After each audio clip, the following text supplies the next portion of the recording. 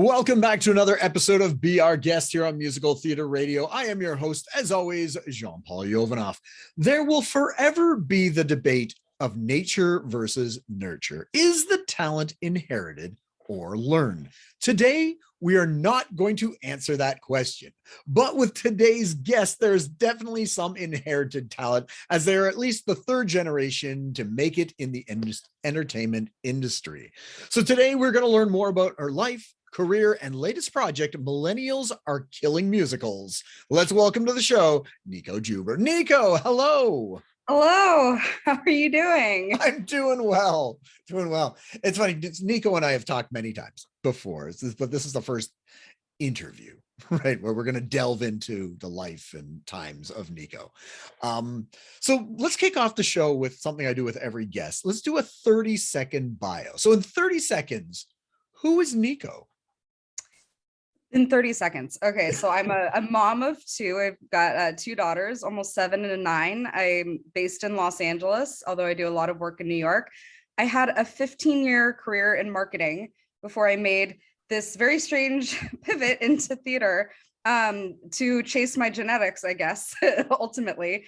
And yeah, I've been working. I'm a 20-year cancer survivor. I had lymphoma when I was 19, and that really, in the beginning, kind of set my career path, and talk a little bit more about that later. But now I've been doing this for the past 3.5 years, working on Millennials Are Killing Musicals, and had some other projects in the meantime, won a few little awards along the way, and just been getting lots of pats on the head from the universe that, yes, this is the thing for me and I should be doing this. So I'm really excited to be in the musical theater space.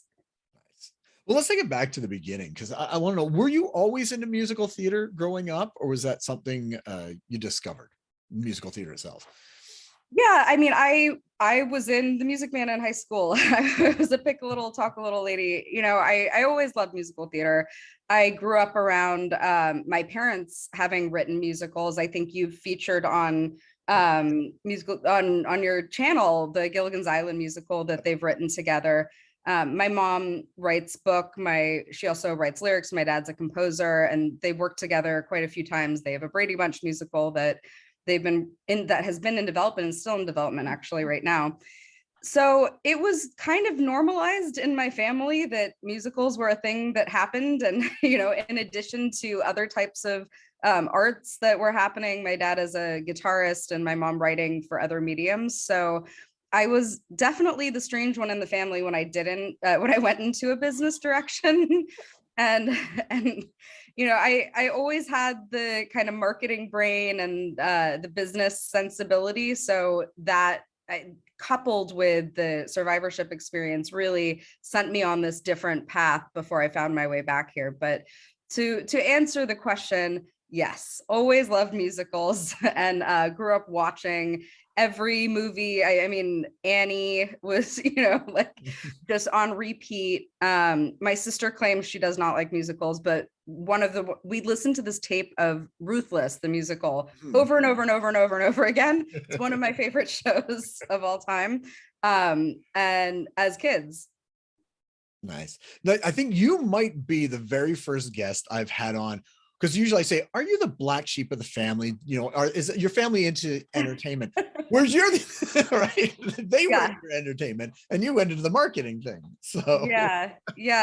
I like to say that for a really long time, I don't think anyone in my family could have explained what I did for a living. Like, oh, well, she does some kind of high-tech marketing thing. Like she's now very easy for them to explain what I'm doing because it's completely relatable. So I'm finally in the family business, which is great.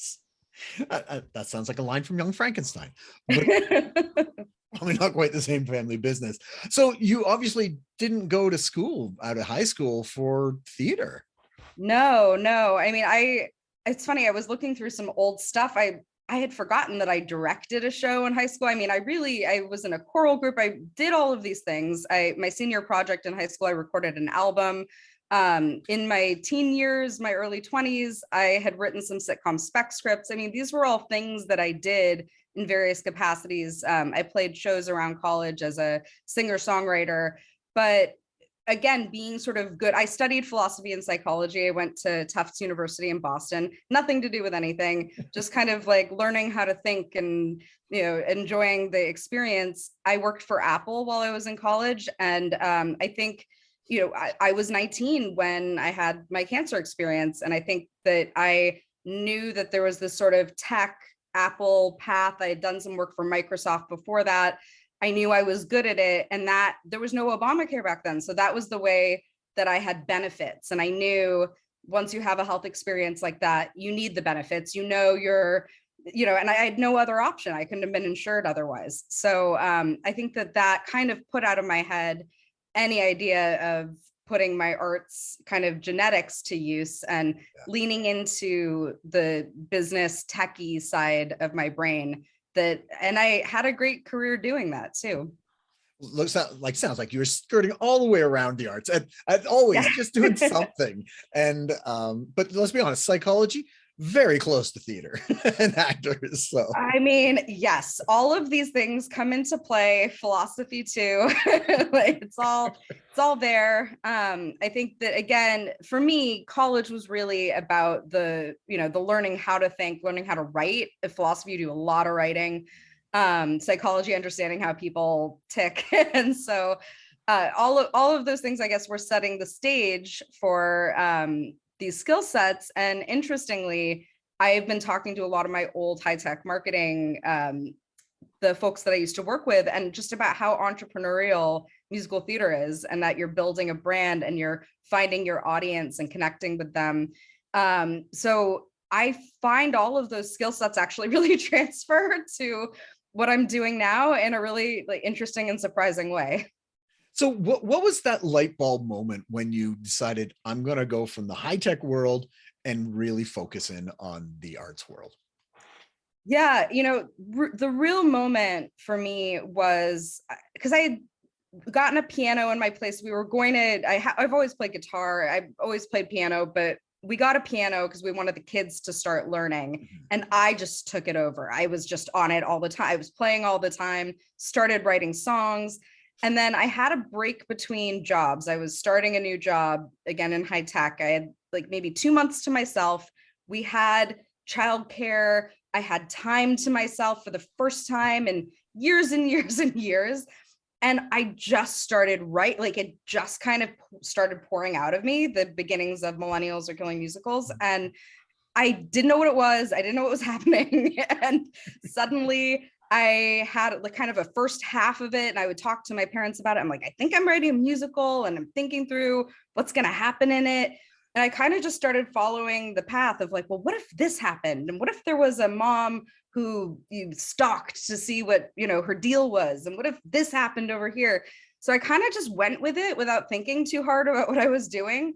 And I had a draft, and I was really nervous, as most new writers are, is this good? I don't know what I just did.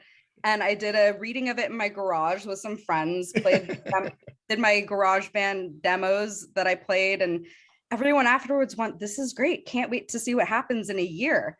And I was like, what do you mean a year? I wrote it, it's done. I had absolutely no idea what I was getting myself into. And I think also being in Los Angeles, where this really, we have a great theater scene, as I've started to learn, but it's not what we're primarily known for. I think more kind of TV, Hollywood business. And so it was kind of novel that I was doing when I was talking to people about it, wow, a musical, cool. As opposed to, I think in New York, where there are so many musicals being birthed all the time. So I had a lot of space to kind of play and grow in that sense, and just kept getting this really great feedback from people. And so that helped me push forward and go, okay, well, I think I can do that. This seems like people like this, and maybe I'm good at this. I don't know. And early on, I had friends of the family who had worked with my parents on some projects, who become real champions of the show, who are producers, come in and say, hey, I think you should be positioning the show this way. Here's how we think you should be moving this forward. Let me introduce you to Ted Arthur, who is my arranger, also has music directed, is now music supervising and part of the project. he got involved really early on, came out to LA, we started doing work together, and it was like, wow, okay, let's take this, maybe this is on a New York path. And this was all totally wild to me as somebody who really this was my first thing out of the gate that I was getting this kind of response to. But, I'm still working at that point. I had the new job. And then I thought, okay, I'm going to ride this out. And then in 2020, I'm going to quit my job and we're going to do all these readings and everything's going to happen. And how that story goes. Yeah. So that's same story for everybody. And so I ended up in my job a little bit longer than sort of I had been expecting, which was fine. I kids at home with Zoom school, and you got to do during that time period. But yeah, so I would say, and I can go on with the story, but I think there was less of a light bulb moment and more of a sort of, this all just kind of came out. Like I had been bottling it inside for so long, and then it all came out, and all these little pats on the head from all over the place telling me, yes, do this, right track, keep going. And I guess it's like just following those signs as you keep going along. Yeah.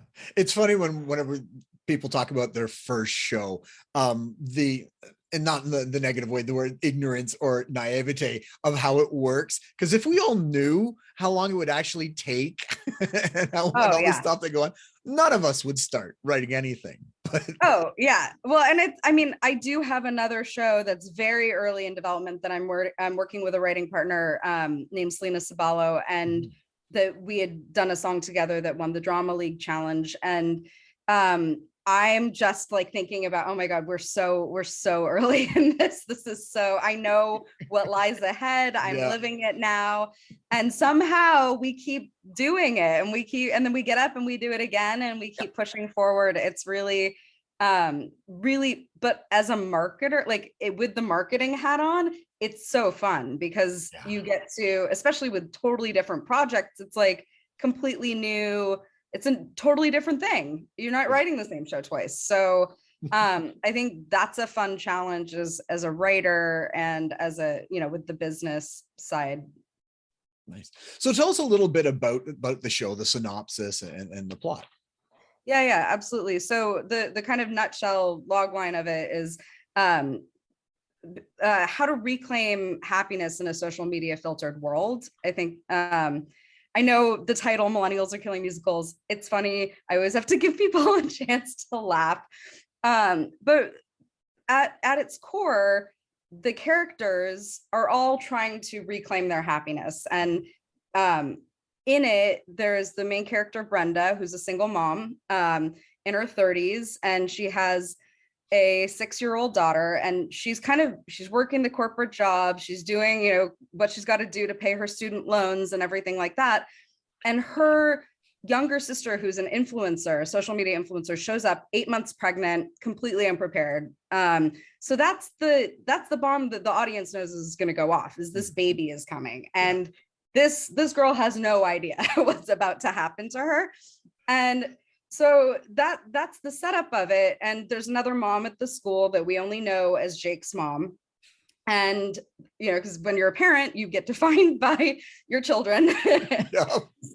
Seems perfect in every way. And they start unraveling and unpacking the fact that things are falling apart for Jake's mom. And so the three women are all in kind of different stages of motherhood and different places in their millennial existential crisis.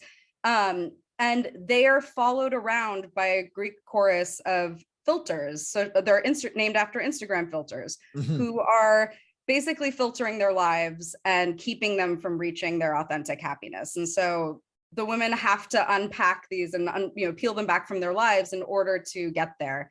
And I won't go much more into detail, but that's the high level of it. And there's love and there's surprises and twists and turns. But I think that, these women who happen to be moms and happen to be sort of on this identity journey of getting lost in social media, it feels very current to what's happening right now. And I think especially in the US, where we have we don't have socialized healthcare. We don't have maternity leaves that are and paternity leaves that are mandated. We don't have subsidized childcare. So we're now currently debating, like, are women people or are we wombs? Like, what are we? And so I think that having a story that creates this sort of accessibility and empathy into this experience without it being like the mom show. These are millennials. They are dealing with social media and all of these things that people can find their way into. But I also think for an audience of women who've never seen a story like this before, that's been one of the things that really keeps me going, is when I have a mom come to this and go, I've never seen anything like this. And then I'm surprised when other people like it too. So that's great. No, don't take this the wrong way. I hope the show becomes outdated and you do get the healthcare and the support and everything. Like, in that sense, you go, okay, I don't mind it. Right? If all of a sudden that other stuff comes along. But. Well, and I mean, I think that this show is like, it is right now, and it's the next 5 to 7 years. And I hope it's a period piece, right? Like, exactly. Where we revisit it and we're like, wow, that was a time in our lives. Yeah. But I think the other thing the part of the story is that these filters that it's Moon, Aiden, and Perpetua from Instagram, who are physical embodiments and kind of messing with these women's lives, are, as the show's going, maintaining this millennial kill list of things that are getting killed by millennials, and using this kind of generational filter to sort of like make everyone feel bad about themselves, so that they need the filters even more, because that's their existential threat. So that's what the title that's where the title fits into it. But so it's a lot, but I think at its core, like I said, it's finding the happiness within social media and being able to reclaim that through, and then also kind of the motherhood, loss of identity, and the reclaiming of that as well. So the show obviously isn't very old. It's less than 5 years old, I understand. So what's happened since that reading in the garage to now? What steps has it taken? Where have you've done it or performed it? Yeah, it's been 3.5 years, and it feels like, kind of timing wise, they say, what is it, 5-7 years to sort of develop a show all the way through. So it's feeling like it's ripe for that next step. But since the reading in the garage, I feel like that's like the Beatles Cavern Club performance, although I don't want to overstate it. That was a pretty epic event. So since then, there were a bunch of other table readings. I did an industry table read in LA at the end of 2019, and that was kind of the last thing that happened before everything had shut down and went virtual. And I pivoted to, I was new to this. I come from this techie background. I'm like, let's do virtual development. And so my first 29-hour equity reading was over Zoom. And this was no one had ever done one of these yet. This was early on in the pandemic. And so we were like, emote in your boxes while the songs play. And it worked. It was great. I got everything out of it that I needed to, could do the right rewriting that I needed to structurally, and thought, wow, this could be a new, a model of how to do this, going just to get that structural stuff out loud that you need to hear. Yeah. So that happened. And then we did another virtual reading early 2021, another 29-hour equity reading. And that one was a lot more complex. We edited together videos and had a much more kind of techie type presentation. And so that gave us, a really good sense of where the show was moving. During that time, the show was featured on New York Theater Barn's virtual new work series, which is a really wonderful opportunity to showcase some of the music, and for me to talk about just the, how the show was created and all of these things that we're talking about now. And then after that, we did at Vitellos in Los Angeles, our Feinsteins here. Mm-hmm. We did a concert presentation, and that was in August 2021. And then recently in New York, there was a show at Feinstein's 54 Below, and that was both the LA and the New York show were sold out, which was awesome. We did our first in-person 29-hour official 29-hour equity reading in New York at that same time. And so I recommend this to anyone who's looking to do a show and put it up in New York, is build some kind of cabaret component to it afterwards. Because when you're doing these 29-hour readings, it's really meant for industry and industry feedback, that developmental step. But then you want to do a public component so that, completely separate, but close by, so that people can come and support and get to know what you're doing and, what it sounds like and all of those things. So when you're writing it, how have the characters evolved from the garage to now? And I'm curious, when you change the characters, or if they've modified, have you in real life modified because of those characters, because you have realizations that they had realizations? Oh my gosh, yeah. There's so much art imitating life, imitating art. I mean, I'm sure you hear this from other people too, and it's almost embarrassing to admit it, but the thing that I'm realizing is that writing a musical, for me at least, especially an original musical, because everything I'm writing, and I guess I didn't say this up front, but maybe people figured it out. This is all original songs, original story, weird stuff that came out of my brain. But it's been like a process of self-discovery and mining what I originally wrote, because when I go back and I look at that first draft, all of it was there, all seeds of it were there, but I've had to go in and mine it. And there were experiences that happened during the 29-hour reading that I just had that were light bulb moments for me personally, for what is Brenda, the protagonist, what is she struggling with? And what does she need to learn by the end? And how does that need to come out? And so that it's clear to the audience what her journey's been. Because even though I am not Brenda and Brenda's not me, there's so much, I can't imagine writing a show where you don't put a lot of yourself and a lot of your worldview into the protagonist's journey. And I had the realization also that all of these characters are little bits of me. Except maybe there's a grandmother character who maybe isn't, but but there's a little part of me probably in every single one of them, and that was a tough thing to admit to myself. And so as soon as I kind of gave in to all of these things and just started mining it's really, that's where the psychology comes into play, I guess, because it's like mining your subconscious. It's really weird. Sorry, you want to? No, go ahead. Okay. So when you were doing the 29-hour reads and the other reads, were there moments when the performers made you realize and go, I never thought of that, or the way they performed it, and it was like a light bulb moment for you going, okay, or anything like that? Yeah.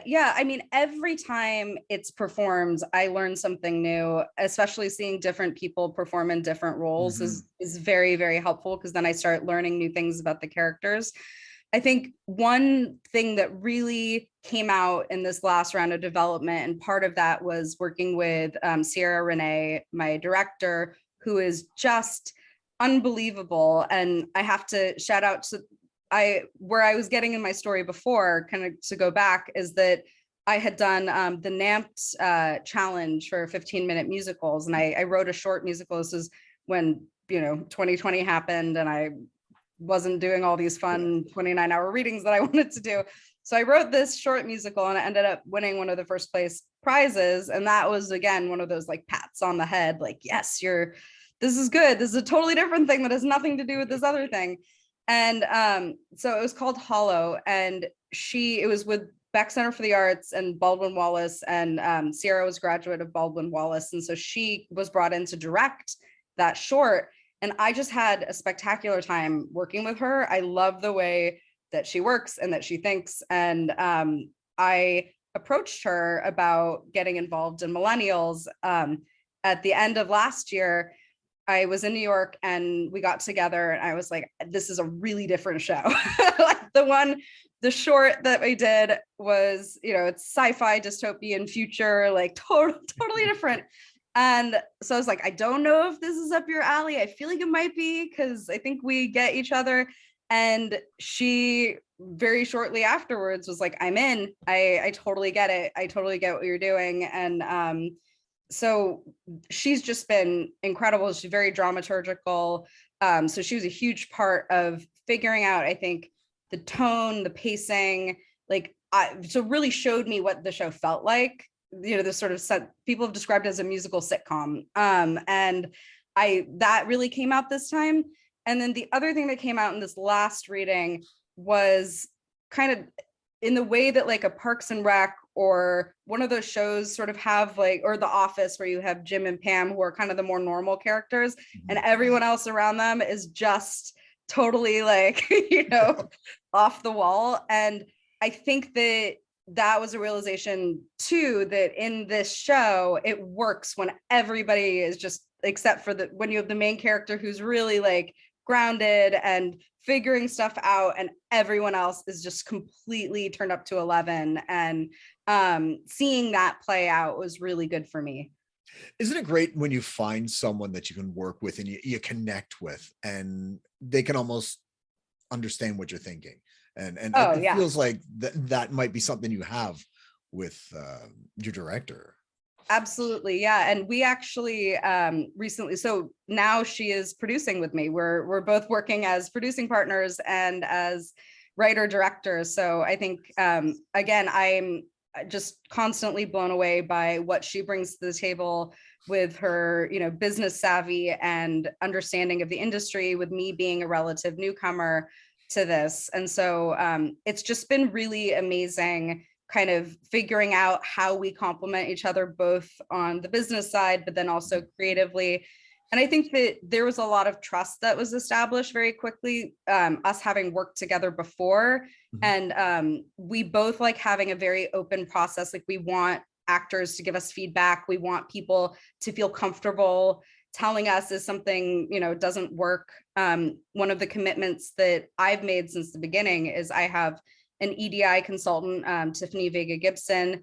She reads every draft. She looks at everything and makes sure, because I have my lens that I look at things through, and I don't want it to be the responsibility of anybody on my team to say, hey, I don't feel comfortable with that, and feel uncomfortable saying something to me. So I always want to have a resource that's someone who's not me to do that, that's paid to do that labor, right?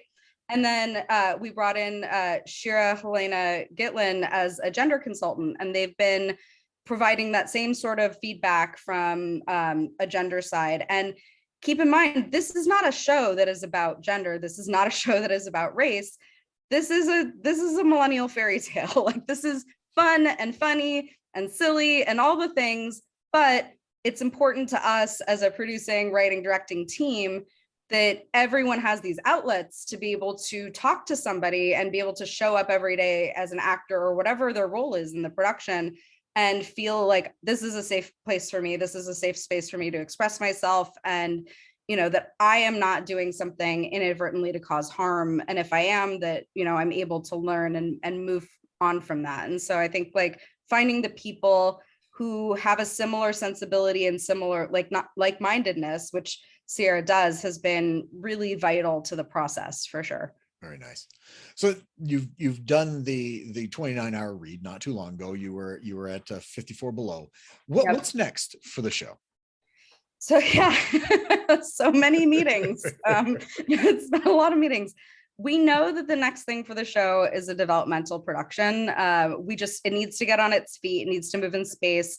Sierra and I talk a lot about how some of the comedy of the show will be in the physical comedy of these filters and the Greek chorus and the way that they move around the stage. We need choreography. Like, we need to see, there are all of these elements that need to bring it other dimensions to it, that we know those are the next steps of development that need to happen. And the great news is, without getting too specific, there are options. And so kind of what we're doing now is we're talking to a few different people. We're figuring out what's the right next creative home, who are the partners that we'll be working with to do that. And so, yeah, it's meetings, lots of meetings. That's the immediate thing.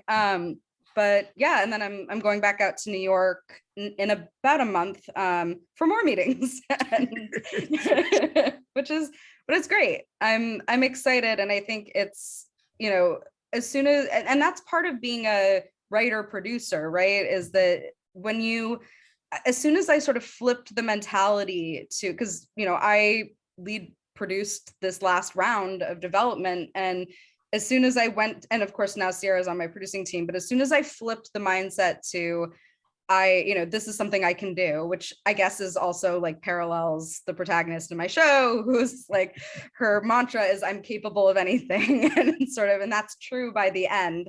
I think that is also my journey of being like, I am capable of anything. Like, I can do this.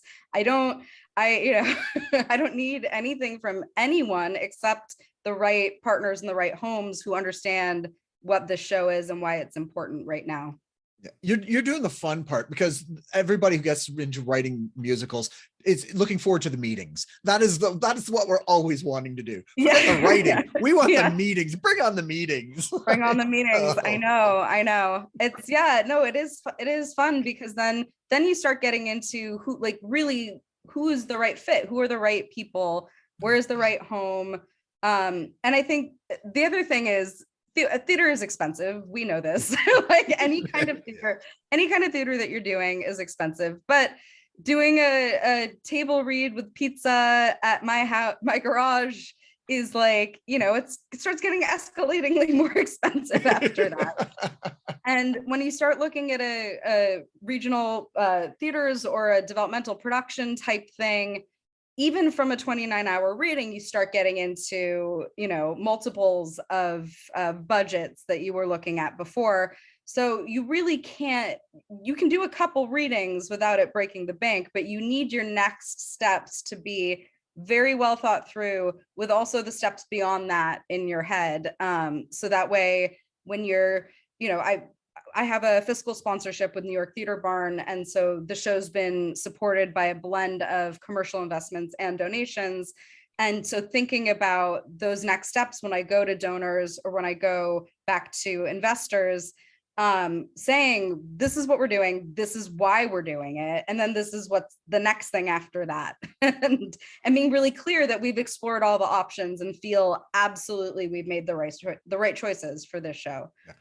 Are you saying 29-hour equity reads aren't the same price as 4 large pizzas with 2 toppings each? I don't know what kind of pizzas you're eating. To go back to the days of the garage price, right? Yeah, exactly. I know. Well, that's another part of it, right? Like, you get in and you're like, man, oh, this is so fun. And you eat that pizza and then you want more pizza, and then it's just that pizza gets more expensive. So, So how can people learn more about the show and yourself?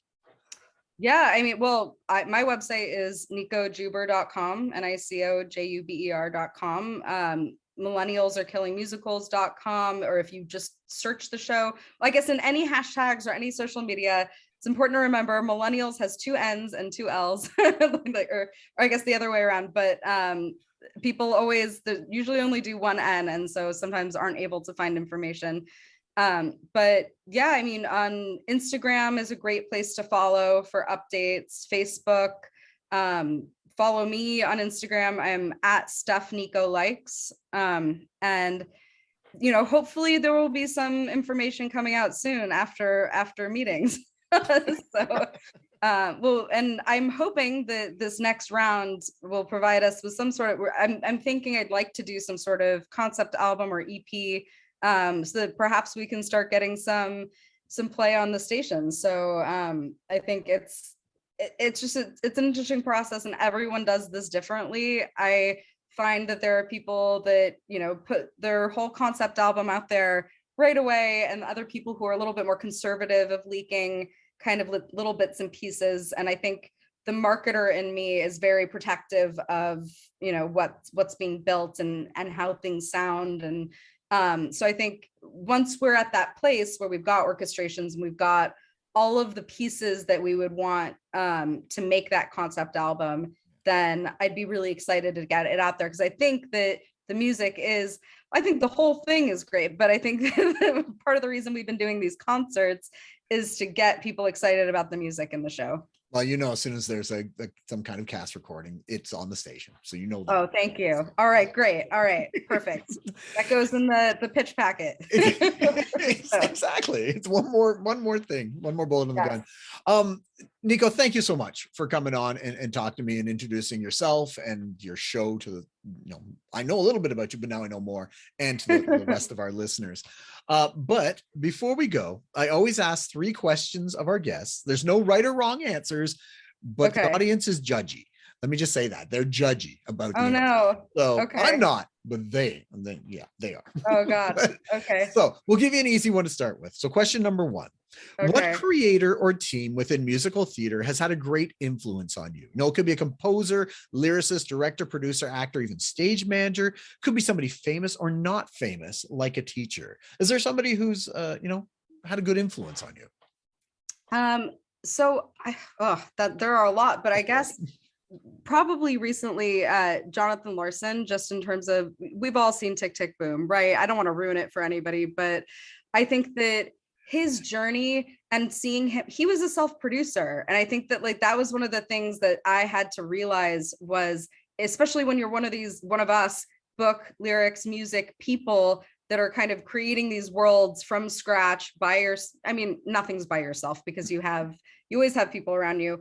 But I think that, and then the producing on top of it, he pushed his work for so long and, up pushing the boulder. And I think that, to me, seeing kind of the tenacity and in his work and what he was able to accomplish, and, it's tragic that we didn't get to experience more from him, but I think that has been very influential. Again, with that kind of realization that part of it was the self-producing. And I think that that's probably true for all of the multi-hyphenates out there. I think you end up self-producing and then becoming good producing partners to the people that you work with. Correct answer. 1 point. Great. All right. So, question number 2. We all know that you were nervous. This is easy one. Okay. So we all know you worked in high-tech marketing. Yeah. Have you ever thought of writing a musical about that? And what would it be called? And what would be the plot of this musical about high-tech marketing? What's funny is there is, this goes deep into millennials, but there actually is a little subplot line around high-tech marketing bro, who's one of the love interests, who works for a company called Yamaro. And it's an HR automation company. And so I really took my experiences of that world and that startup, the startup world, the startup culture, the tech bro culture, and kind of infused that in. I have so many cut songs. I have one song that is all corporate jargon, that is a meeting that had taken place at Yamaro. So probably I would do a show. It would probably just be called Yamaro. It would be like a spinoff in the theatrical universe. Yamaro, yesterday and tomorrow. Today, but it would be a spinoff in that universe, and you'd get all the corporate jargon songs, and you'd get that's probably what would happen, and you'd see the ugly truth behind Yamaro's creators. I don't know. so once we got Millennials Are Killing Musicals, we're gonna wait for this spinoff, and hopefully it'll be the Annie Warbucks and the Bring Back Birdie, but better. Right. Yeah. It's just, think of it as the Juber theatrical universe. Hopefully I have connections between them. So yeah, we'll see what happens. Awesome. I'm 2036. I'm looking for it. I'm gonna be watching for that. Yamaro exclamation musical. Yeah, heard it here first and probably last, people. But 1 point, because that's awesome. Question number 3. All right. Okay. All right. What TV show would you love to see turned into a musical? I know your mom dad Gilligan's Island and Brady Bunch, but is there Temptation Island or Wipeout or Judge Judy? Is there some TV show that you would just, even if it's just crazy, is there a TV show you go, I'd love to do this because it's insane?